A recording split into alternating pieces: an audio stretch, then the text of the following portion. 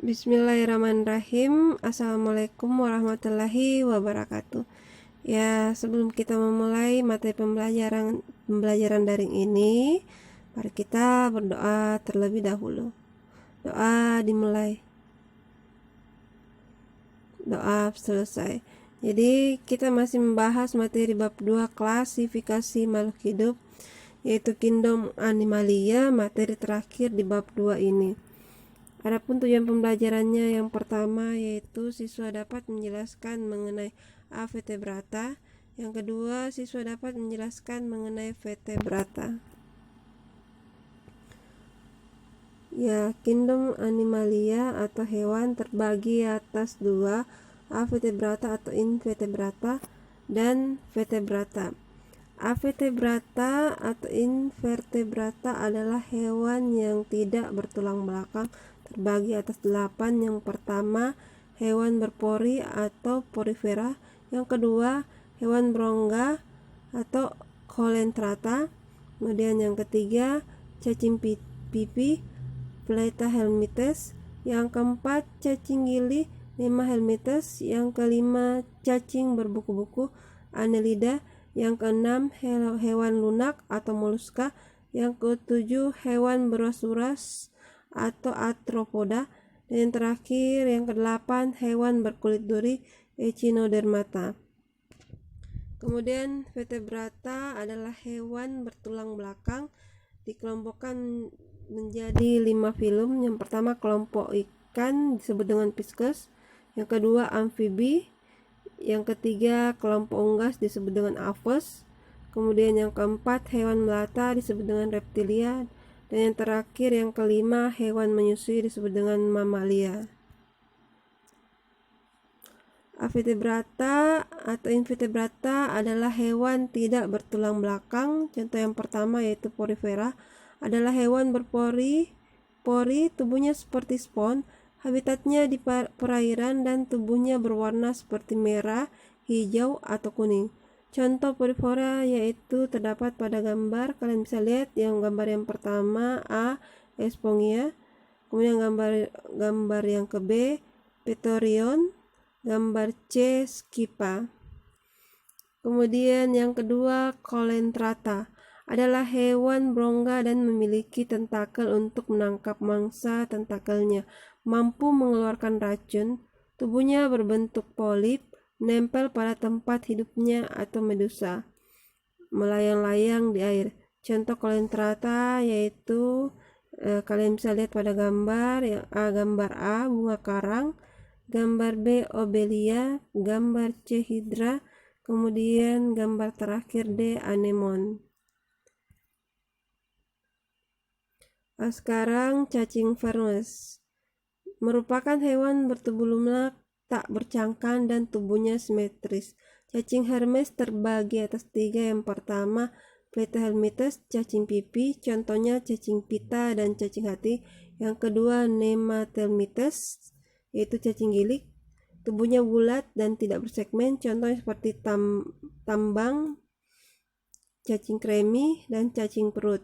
Kemudian yang ketiga, Annelida, cacing berbuku-buku, tubuhnya beruas-ruas seperti cincin, contohnya cacing tanah, lintah, dan pancet.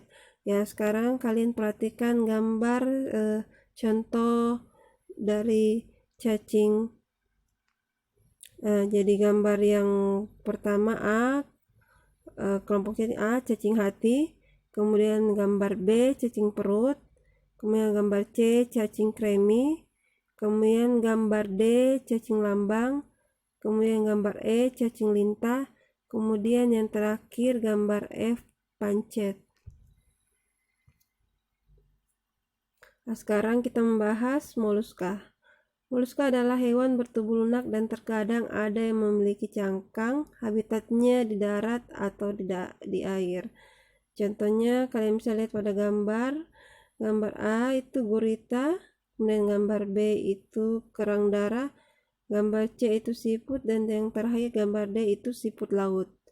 Kemudian Echinodermata adalah hewan berkulit duri. Tubuhnya diselimuti duri, terdapat lempengan zat kapur zat keating yang keras, tubuhnya simetris radial dengan 5 lengan dan pada tubuhnya terdapat sistem abdominal untuk alat gerak, bernapas dan menangkap mangsa. Ada 5 kelas, yaitu asteroida, contohnya bintang laut, kalian bisa lihat pada gambar.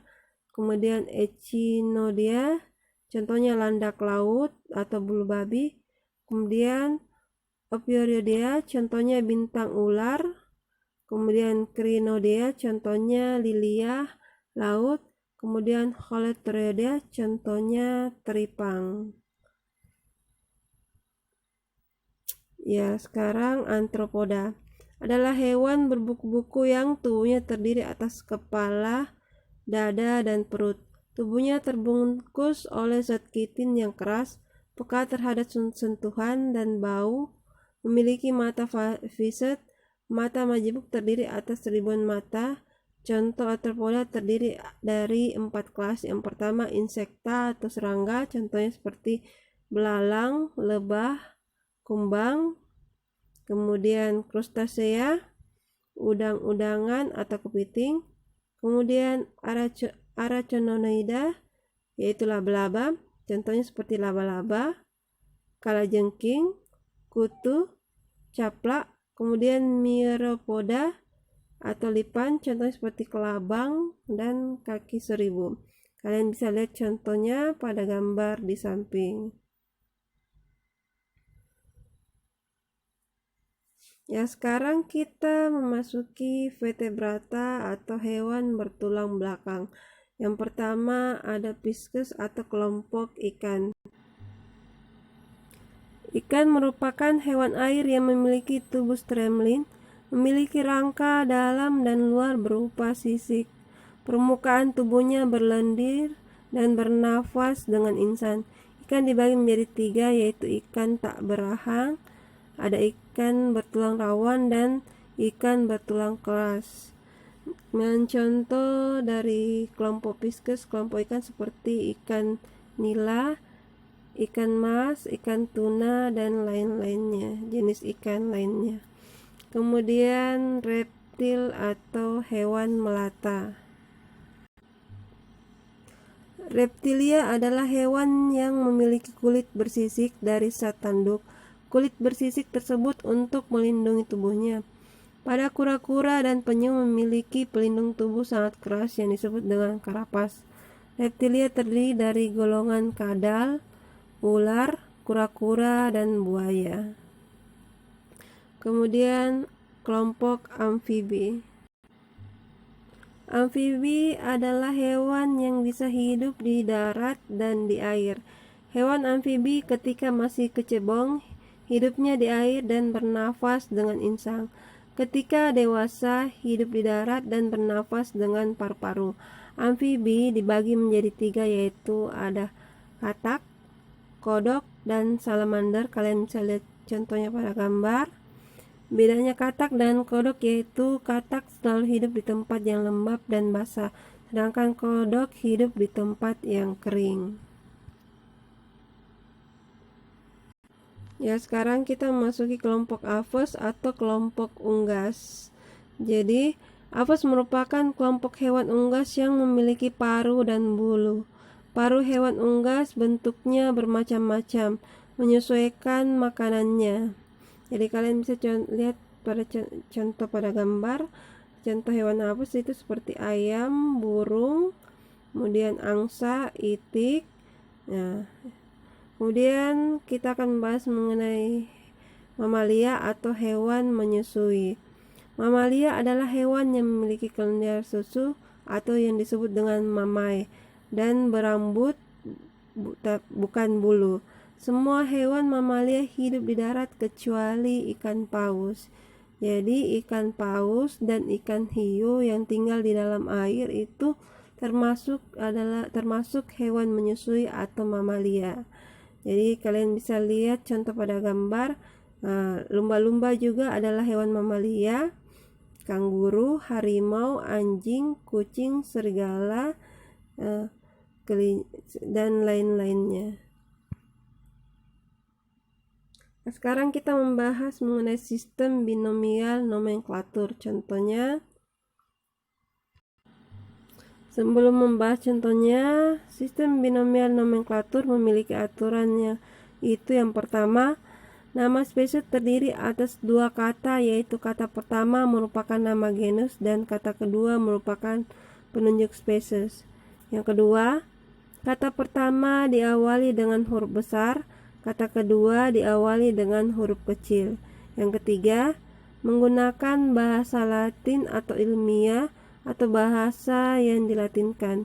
Yang keempat, nama spesies jika ditulis tangan harus diberi garis bawah, jika diketik harus dicetak miring atau italik. Contohnya, nama Latin dari padi adalah Oryza sativa. Apabila ditulis tangan, maka menjadi Oryza sativa. Kemudian Oryza merupakan nama genus dan sativa merupakan petunjuk spesies. Sekarang perhatikan contoh dari penulisan takson tumbuhan. Klasifikasi tumbuhan jagung atau siamese. Kingdomnya Plantae, divisi Spermatophyta, kemudian klasis Monocotyledon, ordo Gramineales, kemudian famili Graminae, genus Sea, spesies Siamese. Contoh dari penulisan takson tumbuhan. Klasifikasi hewan anjing yaitu Kingdom Animalia, Phylum Vertebrata, klasik Mammalia, ordo Carnivora, familia Canidae, kemudian genus Canis, spesies Canis familiaris.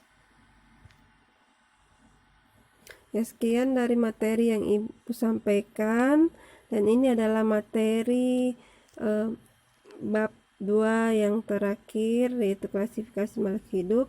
Semoga bisa bermanfaat untuk kalian semua. Terima kasih. Wassalamualaikum warahmatullahi wabarakatuh.